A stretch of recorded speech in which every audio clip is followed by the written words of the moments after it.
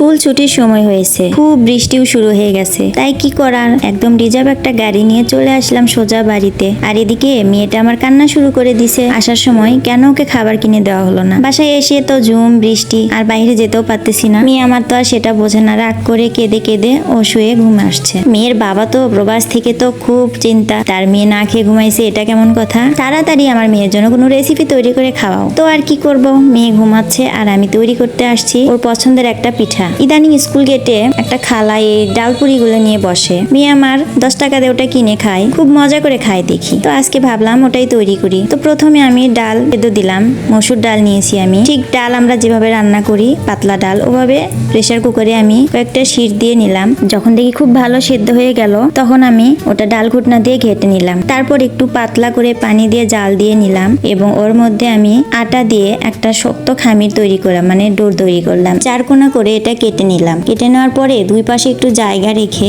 আমি একটা নাইফ দিয়ে সুন্দর করে ঝিরিঝিরি করে কেটে নিলাম। এটা আপনারা যেমন পারেন, মোটাও করতে পারেন, চিকনও করতে পারেন, আপনাদের সেটা ইচ্ছা। তারপরে দেখেন কি সুন্দর একটা পাতার শেপ দিলাম আমি, মাঝখানে একটু ফাঁকা করে নিয়ে তারপরে দেখেন আমি একটু ভাঁজ করে ঘুরে নিলাম। দেখেন আমি পরপর 3টা তৈরি করে দেখালাম। খুব সহজ আর খুব সুন্দর একটা রেসিপি এটা। ভিডিওর মাঝখানে একটা কথা বলি, যারা ফেসবুকে নতুন আসছেন বা কাজ করতে চাচ্ছেন, ইচ্ছা আছে, তারা অবশ্যই কাজটা শিখে তারপরে আসবেন।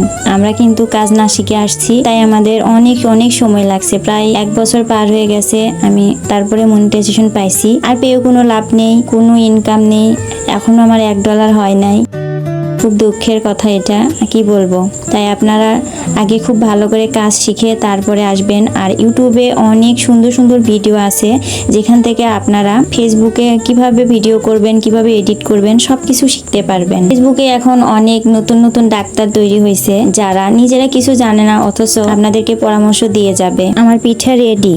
আর এটা তেল দিয়ে যখন ভেজে নেবেন তখন মাশাআল্লাহ এত মচমচে হবে, বোঝাই যাবে না যে এটা ময়দা দিয়ে তৈরি। আর আমি একটা ছোট রুটি বেলে নিলাম। নেওয়ার পরে একটু ফুলের শেপ দেওয়ার জন্য এটাকে আমি কাঁটা চামচ দিয়ে একটু সাইডে কেটে নিয়ে চাকু দিয়ে আমি সুন্দর করে ছোট করে কেটে নিয়ে হাত দিয়ে একটা ডিজাইন করে নিলাম। আর আমার তৈরি হয়ে গেল কয়েকটা বেনি পিঠা ও সূর্যমুখী পিঠা। দেখেন কতটা লোভনীয় লাগছে, খেতেও কিন্তু অনেক সুন্দর লাগবে। আর আমি কয়টা পুরি বানিয়ে নিলাম, কারণ অলরেডি সন্ধ্যার মাগরিবের আজান দিয়ে দিছে, নামাজ পড়তে হবে। যেহেতু সন্ধ্যা হয়ে গেছে আর রান্নাঘরে পর্যাপ্ত আলো ছিল না, তাই আমি পুরো ভাজার ভিডিওটা করতে পারিনি। তারপর আমি ভেজে নিয়ে চলে আসলাম, জাস্ট একটু দেখালাম আপনাদেরকে। যেহেতু আমাদের বাসায় লোক সংখ্যা খুব কম, তাই আমার এই কয়টা পিঠা দিয়েই সবার পেট ভরা খাওয়া দাওয়া হয়ে গেল ইনশাআল্লাহ। আর মেয়েটা এদিকে ঘুম থেকে উঠে গেছে, তাই আমি খুব তাড়াতাড়ি করে এই পিঠাগুলো তেলে ভেজে নিলাম। দেখেন অনেক মচমচে, সুন্দর মচমচে হয়েছে আর খেতে অনেক মজা ছিল। এভাবে আপনারা সন্ধ্যাবেলার নাস্তা বা কোনো গেস্ট আসলে তৈরি করে যদি সামনে দেন, আপনার প্রশংসা করতে বাধ্য হবে তারা। আজকের মতো আমার ভিডিওটা এখানে শেষ করছি। যদি ভিডিওটা ভালো লাগে তাহলে অবশ্যই লাইক কমেন্টে বলে যাবেন, আর আমার মেয়ের জন্য দোয়া করবেন। আল্লাহ হাফেজ।